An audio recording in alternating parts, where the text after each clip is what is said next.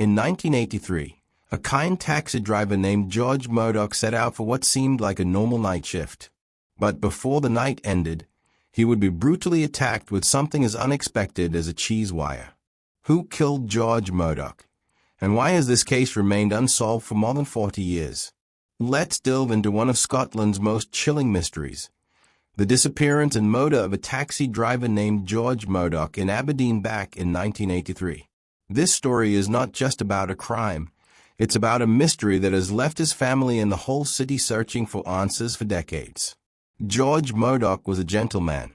He was 58 years old, kind-hearted, and lived in Aberdeen, Scotland. Everyone who knew him said he was friendly, polite, and the sort of person who always wanted to help others. George worked as a taxi driver. He liked the job because it gave him a chance to meet people from all walks of life.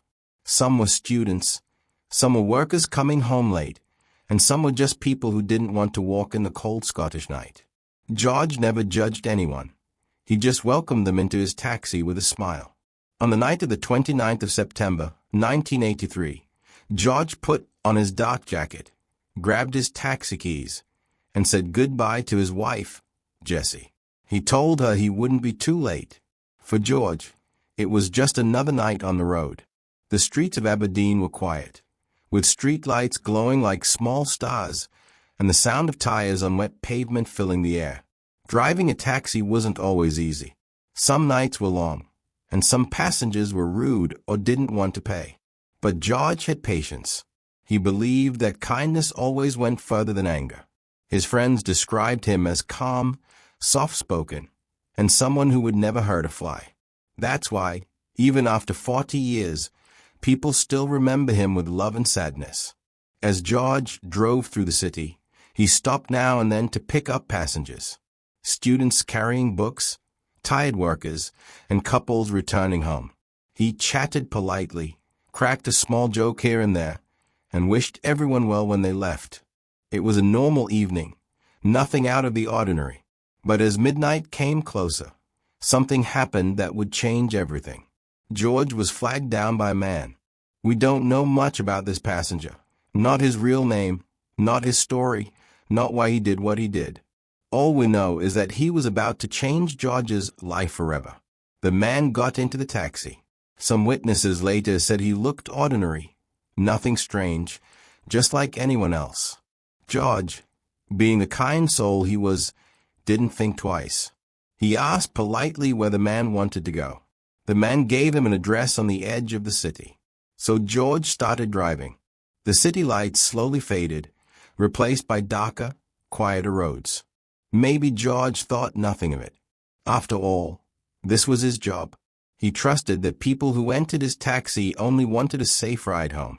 But deep inside the taxi that night, something was very wrong. George didn't know it yet, but the passenger sitting behind him was not an ordinary customer. This man carried something unusual, something chilling, a thin wire, the kind you would use to cut cheese. As George's taxi rolled through the empty Aberdeen streets, rain misting against the windows, he was just doing his job, being kind, being helpful, being the man everyone knew him to be. But the passenger had other plans. Plans that would turn this ordinary night into one of the darkest mysteries Scotland has ever known. That was the last ride George would ever take. George Murdoch kept driving through the dark, quiet streets of Aberdeen. His taxi's headlights cut through the misty air, and the only sounds were the gentle hum of the engine and the occasional splash of puddles on the road. He thought this was just another ride, one of many he had done for years. But suddenly, without warning, something terrible happened. The passenger in the back seat leaned forward quickly. In his hands, he held a thin wire, a cheese wire, the kind used to slice through blocks of cheese. Only this time, it was being used for something far more frightening. The man wrapped the wire around George's neck. In an instant, everything changed. The quiet, peaceful drive turned into a fight for survival. The thin wire dug painfully into George's skin. He gasped, choked, and struggled as the man pulled tight from behind. George was not a fighter. He was kind and gentle. But at that moment, instinct took over. He grabbed at the wire with his hands, trying to loosen it, trying to breathe. He fought with every bit of strength he had. The taxi swerved on the road, tires screeching, as George tried to escape the deadly grip. Imagine how shocking it must have been. One moment driving, the next fighting for his life against someone who had climbed into his taxi pretending to be just another customer. George kicked, clawed, and pulled at the wire. His heart raced. He knew he had to get away. Somehow, in the middle of the struggle, George managed to stop the taxi and stumble out. He was gasping for air, the wires still tight around his neck. Out in the open air, under the dim glow of the street lights, George kept fighting. He shouted, hoping someone might hear. The man didn't stop. He followed George, pulling harder, the wire cutting deeper. It was a strange, shocking kind of weapon. People could not believe later that someone would use a cheese wire, something so ordinary, in such a cruel way. It made the attack feel even more chilling, like the man had planned it carefully. George fought as hard as he could. Even though he was 58, he wasn't ready to give up. He tried to free himself, to survive, to make it back home to his wife, Jessie. But the man was strong, determined, and silent. No one could understand why he was doing this. In the struggle, George fell to the ground. He kept pulling at the wire, but his strength was fading. The night was cold, the street was quiet, and in those final, desperate moments, George was all alone with a man who refused to show mercy. And then, silence. The attack was over. George Murdoch, the kind taxi driver who had never hurt anyone, lay on the ground. The man with the cheese wire disappeared into the night, leaving behind only fear, confusion, and questions that have never truly been answered. It was a crime that shocked Aberdeen. A gentleman attacked in such a cruel and unusual way, with no clear reason why. And even today, people still ask, why George? Why like this? Who was that man in the back of the taxi? The next morning, news spread quickly through Aberdeen. A taxi driver had been killed, but not just any taxi driver. George Murdoch, the man everyone knew as DOD. People could hardly believe it. George was kind, gentle, and friendly. He never argued, never caused trouble. He was the sort of man who would stop to help if your shopping bags were too heavy or give you a lift even if you were a little short on money. For him to be murdered, and in such a cruel, strange way, was unthinkable. Neighbors gathered on their doorsteps, whispering to one another, "Did you hear? Poor George Murdoch, murdered in his taxi. With a cheese wire." They say, who would do such a thing? It doesn't make sense. George didn't have enemies. The shock spread like wildfire. Aberdeen was a quiet, safe city. People didn't lock their doors at night because they felt they didn't have to. But now, fear began to creep into every home. Taxi drivers looked over their shoulders, worried the same thing might happen to them. Families hugged each other a little tighter, knowing something dark had entered their community. When the police arrived at the scene, they too were shaken. Detectives stood over George's taxi, their faces pale, struggling to understand what they were looking at. The cheese wire, the struggle, the cruelty. It was like nothing they had ever seen before in Aberdeen. Superintendent William Guild, one of the officers leading the case, spoke quietly to the press. This was a brutal and senseless attack. George Murdoch was an innocent man. We will not rest until we find the person responsible. The police began to ask questions. They knocked on doors, spoke to other taxi drivers, and searched the streets where George had fought for his life. They hoped someone had seen something, a stranger running in the night, a man with scratches on his hands, anything unusual. But answers were hard to find. One woman reported hearing shouts and a struggle, but by the time she looked out her window, it was too late. Another person said they saw a man running away into the darkness, but they couldn't see his face. Clues were few, and the killer had vanished into the night like a ghost. Still, the police pressed on. They collected George's taxi, carefully examining every inch for evidence. They studied the wire, the marks, and the path George had taken before the attack. They knew the killer had been sitting quietly in the back seat only moments before. Somewhere out there was a man who had pretended to be an ordinary passenger and then turned into a murderer. The people of Aberdeen were left stunned and scared. Parents told their children not to walk alone at night. Taxi drivers whispered warnings to each other. And everyone kept asking the same haunting questions. Why George? Why a cheese wire? Who could hate such a kind man enough to kill him like this? The investigation had begun, but the mystery was only growing deeper. As days turned into weeks, the murder of George Murdoch became the talk of Aberdeen. Everyone had a theory, and everyone wanted to understand why such a gentleman had been taken in such a violent way. The police at first thought it might have been a robbery. After all, George had only a small amount of money on him from his night's fares. Maybe the killer just wanted cash. But if that was true, why use a cheese wire? Why not just threaten him and take the money? It felt too cruel, too strange, for a simple robbery. Others whispered that it might have been a random act, a madman, someone who snapped, someone who wanted to hurt a stranger. But then people asked, why George? Why that night? Why in such a careful, planned way? A cheese wire wasn't something you carried around by accident. It suggested preparation, almost as if the killer had been waiting for this. There were also darker theories. Some wondered if it was something personal. Had George upset someone without realizing it? Had he unknowingly picked up the wrong passenger? But those who knew him insisted. George was the last person to make enemies.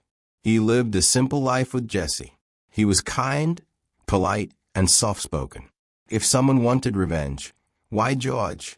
Even more chilling was the thought that it might have been a practice killing, that George had been chosen at random so the killer could try out something horrible. If that was true, then the murderer could still be out there, waiting, planning, ready to strike again. The city buzzed with these questions, but no one had answers. Taxi drivers sat together in cafes, nervously sipping tea and sharing their fears. What if it was just bad luck? One would say.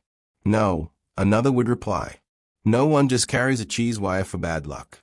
That man knew what he was doing. At night, Jessie sat alone, haunted by the last time she saw George. She wondered if she could have stopped him from working that shift, if somehow fate had chosen her husband for reasons she would never know. The mystery hung over Aberdeen like a heavy cloud. People locked their doors, glanced behind them on dark streets, and wondered if the man responsible was someone they knew. And still, the questions remained. Was George's murder a robbery gone wrong? Was it personal? Or was it something darker? Something planned? Something we may never truly understand? The truth slipped through everyone's fingers, leaving only theories, whispers, and fear. After George Murdoch's murder, Aberdeen held its breath. The police searched, neighbors whispered, and taxi drivers drove with fear in their eyes. But as the weeks turned into months, and the months turned into years, something painful began to happen. The case grew cold. The detectives had tried. They had chased leads, questioned passengers, and followed every rumor. But nothing stuck. No one had seen the killer's face clearly. No one came forward with the missing piece of the puzzle. And so, little by little, the investigation slowed, and the silence grew louder. For Jessie, George's wife, life was never the same. She carried the memory of that night with her everywhere she went. Sometimes she would sit quietly in their home, looking at his empty chair, remembering his gentle laugh and kind eyes. She would wonder what he might have said to her if he had known it was his last night. She never stopped hoping that one day someone would tell her the truth. Taxi drivers, too, never forgot. For years after, many refused to take passengers out to lonely roads at night. They remembered George, and some would quietly cross themselves or whisper a prayer when they passed Pitfordell Station Road, where he had taken his final ride. But as time passed, the memory of George's murder became a shadow in Aberdeen. New stories filled the newspapers, new tragedies unfolded, and people moved on. Yet, for those who had loved him, the pain was always there, just beneath the surface. Every anniversary of his death, the case would be mentioned again. Small articles in the local paper, Small gatherings of those who still remembered. Justice for George, some would say, though justice never came. What made it worse was the strangeness of it all. It wasn't just that George had been murdered, it was how. The cheese wire, the sudden attack, the lack of motive. It was like a puzzle with pieces missing, and as the years passed, it seemed those missing pieces would never be found. But the silence didn't erase the love people had for George. Neighbors remembered his kindness. Fellow drivers remembered his friendship. Jesse remembered the life they had shared, even if it ended too soon. And so, though the case grew cold, the hope never fully died. In whispers, in memories, in prayers, the people of Aberdeen carried George with them. They longed for the day someone would finally speak up, the day the silence would break, and the truth would come to light. Until then, George Murdoch's story remained unsolved, a wound, a mystery, and a reminder of how one quiet man's life was stolen on an ordinary night that should have ended like any other. For decades, George Murdoch's murder remained an open wound. The years passed quietly, and many thought the truth was buried forever. But then, more than 30 years after that terrible night, something surprising happened. The case stirred again. The police, who had never officially closed the file, decided to take another look. Times had changed. New technology, like DNA testing, gave detectives tools they didn't have back in 1983. Old evidence was re-examined, old statements revisited, and once again, George's name appeared in the headlines. For the people of Aberdeen, it was like a ghost had been awakened. Younger generations who had never heard the story now asked the parents and grandparents, who was George Murdoch? Taxi drivers who were just children back then learned why older drivers still spoke his name with quiet respect. The city remembered. Then came the whispers. Someone out there knew more. Rumors spread of men who had been seen with cheese wire, of suspects who had lived in the area but later moved away. In 2022, nearly 40 years later, police even released a photo of a man who had been seen around Aberdeen in the 1980s. They asked, did anyone recognize him? Could he be the missing piece in this dark puzzle? For George's widow Jessie, who had carried the weight of loss for so long, the news was bittersweet. She had grown old without answers, but the hope of justice, after so many silent years, meant she had not waited in vain. Friends said she felt some comfort knowing that people had not forgotten George, even decades later. The case was no longer just a fading memory. It was alive again, breathing new questions, stirring new hope. People talked about it in cafes, in taxi ranks, and at family dinners. What if they finally solve it? What if the killer is still out there, walking among us? Aberdeen felt the tension once more. The quiet city, which had long carried George's story in whispers, now spoke his name aloud again. This time, not just in grief, but in determination.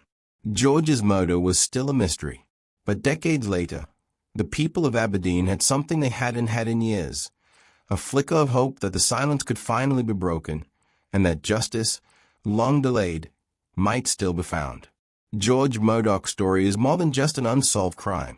It's a story of a kind man who lived a simple life, someone who worked hard, cared for his wife, and found joy in ordinary things.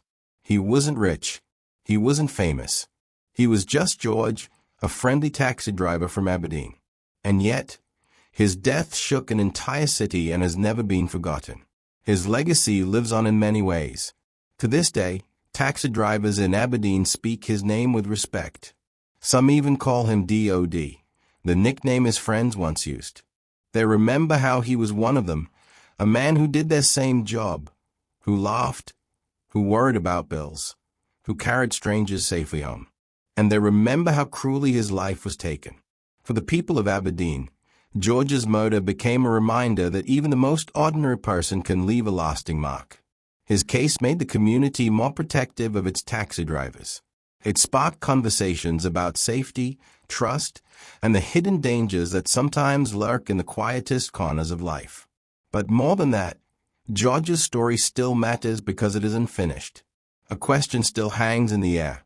The same one whispered on that night in 1983, "Who did this? And why?"